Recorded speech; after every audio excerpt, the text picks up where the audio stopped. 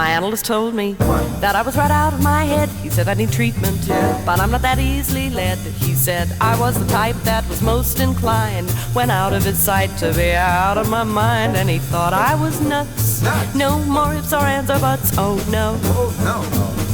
They say as a child I appeared a little bit wild with all my crazy ideas, but I knew... Lambert, Hendricks and Ross were an American vocalese trio. They were Dave Lambert, John Hendricks and Annie Ross. They were active between 1957 and 1964, during which time they recorded 10 albums. Hi, my name's Dan. So this is the fourth album by Lambert, Hendricks and Ross, and it's my first time listening to it.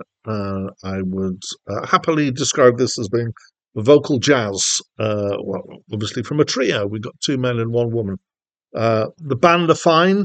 They're definitely there to provide backing. It definitely feels like kind of swinging kind of jazz. Some of this is what I believe is called vocalese, which is where they've taken an existing tune and added words to it. Some of that is Hendricks. I think one of them certainly is Annie Ross.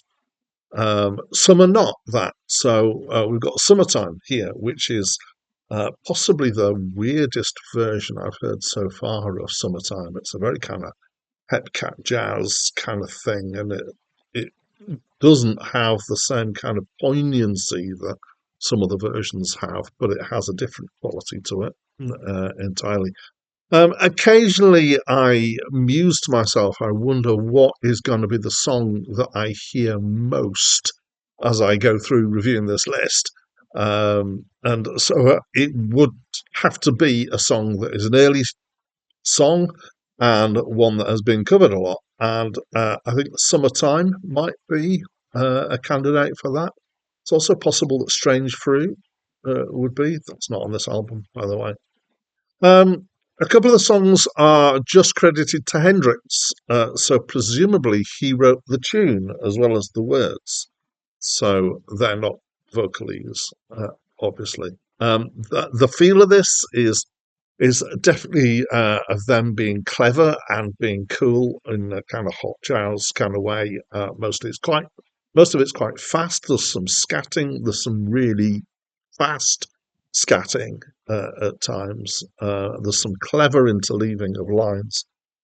So it all feels more about being clever and being kind of jumpy than being meaningful. It's sung well enough, as you might imagine, from a vocal trio of the time. Occasionally, Annie Ross goes so high that it's a bit screechy, which is a bit less attractive, but generally it's all right. So I found it to be enjoyable. It's clever, but it's not deep. And that's about the extent of what I think. So at this point, I'm going to ask you to tell me what you think of the album. So please do that by leaving me a comment. And that's it from me for now. Summertime and the living ain't bad. Plenty fish and the cotton's up high. Dad's rich and your mama's good looking. So little baby, don't you cry, don't cry.